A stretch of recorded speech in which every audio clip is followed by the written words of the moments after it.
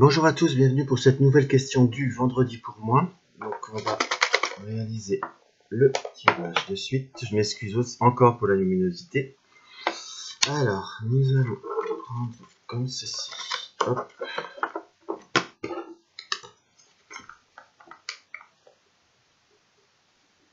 Alors la question c'est comment abordez-vous un jeu sans livret? Comment j'aborde un jeu sans livret? On va dire c'est de façon très simple. C'est vrai que j'avoue que je vais vous parler très honnêtement, j'aime bien avoir le livret comme tout le monde.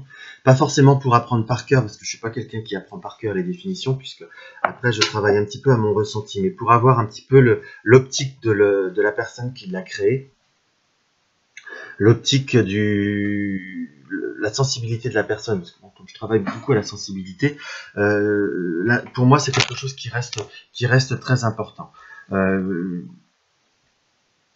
Après, tout dépend des jeux. Il y a certains jeux, je ne pourrais pas aborder j'ai du mal. Il y a un jeu que j'ai eu, j'en ai parlé il y a pas mal de vidéos qu'une amie m'avait offert. Ça a été l'Universal Rider-Waite, qu'elle aimait beaucoup, mais enfin moi on l'avait acheté un peu en format XXL. Là je l'ai plus là parce que je l'ai à mon autre bureau, parce que je m'en sers vraiment quasiment pas. Je le garde parce que je le vendrai jamais, parce que c'est quelque chose de très affectif. Mais c'est un jeu, les formats de cartes sont comme ça, hein. Je crois que c'est dans une des vidéos de Solveig, on voit ce format. Elle était passionnée par le Rider-Waite et elle achetait le petit livret, donc et puis après elle s'était rendu compte que vraiment ce format était trop pénible pour elle. En plus elle avait des toutes petites mains.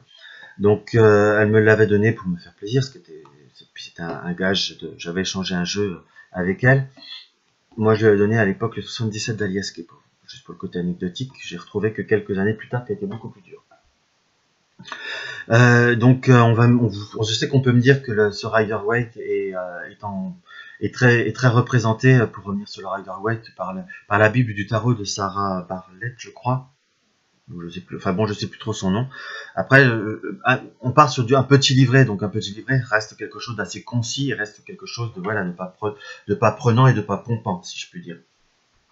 La Bible du tarot a fait ça pour un petit livret, ça doit être quelque chose d'assez léger pour moi. Hormis celui-ci, il m'est déjà arrivé d'avoir des jeux sans notice, comme un que j'ai, que là je l'ai pas à côté de moi, c'est l'oracle d'Igan attendez, je vais vous chercher, je vais faire pause, j'arrive.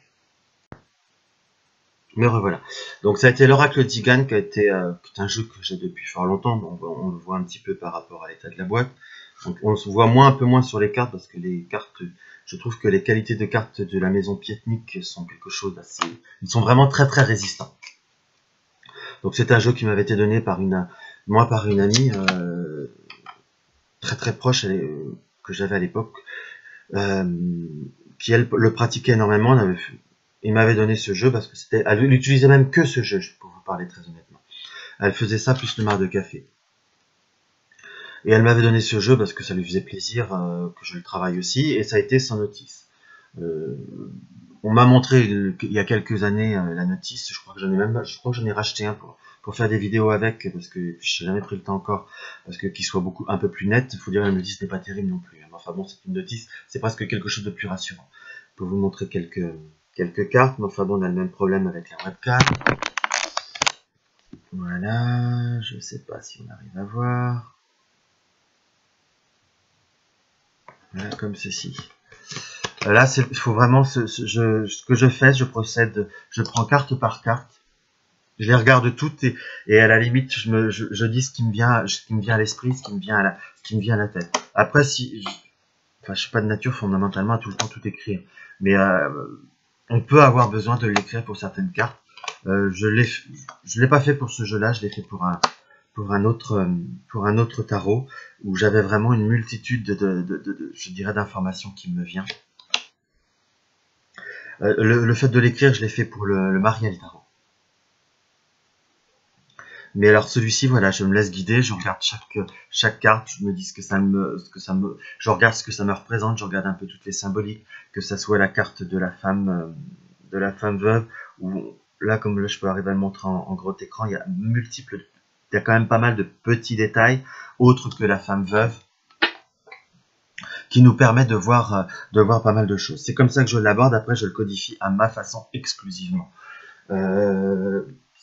J'avoue que ça peut être, pour des personnes qui débutent, un exercice un petit peu plus compliqué.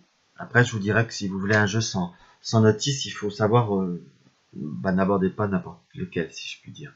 Ne vous engagez pas dans un jeu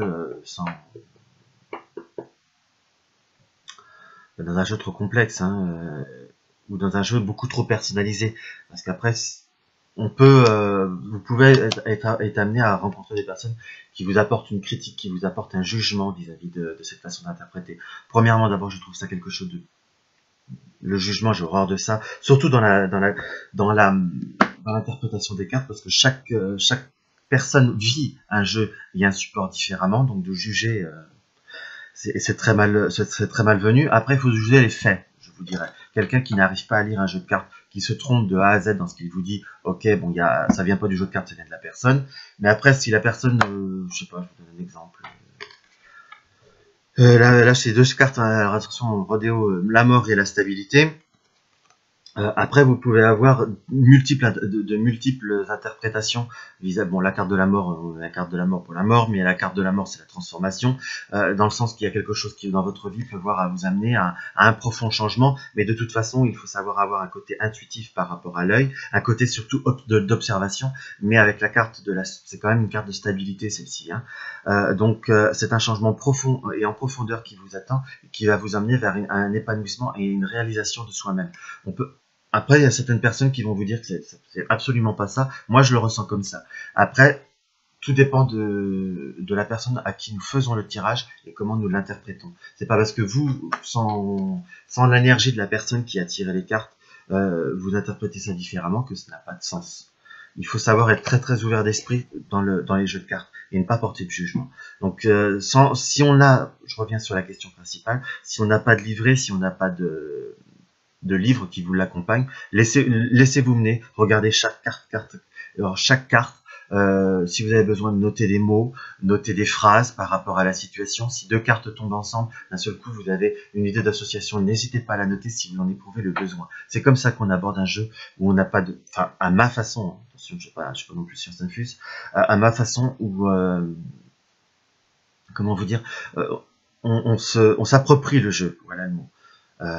Après, on peut même l'enrichir par l'expérience d'autres personnes. Bon, vous voyez, là, j'ai la carte du bébé, de l'enfant ou du bébé. Très basiquement, c'est la carte de la naissance. On est bien d'accord. Ça peut être un nouveau projet, ça peut être un enfant qui arrive. Voilà, ça peut voir à vous enrichir. On peut voir pour d'autres personnes, ça peut être également une carte d'immaturité. Également, c'est dans l'échange qu'on augmente son jeu, son interprétation de son jeu. Voilà. Donc c'est un peu brouillon comme réponse, parce qu'il y a c'est un sujet qui est très très vaste, je pourrais passer des heures dessus, et pour certains, certaines personnes vont être d'accord avec moi, d'autres pas. Mais voilà. Je vous souhaite une bonne semaine. Là, j'en fais qu'une cette semaine parce que j'ai presque plus de questions, donc voilà. Bonne semaine à vous, à la semaine prochaine.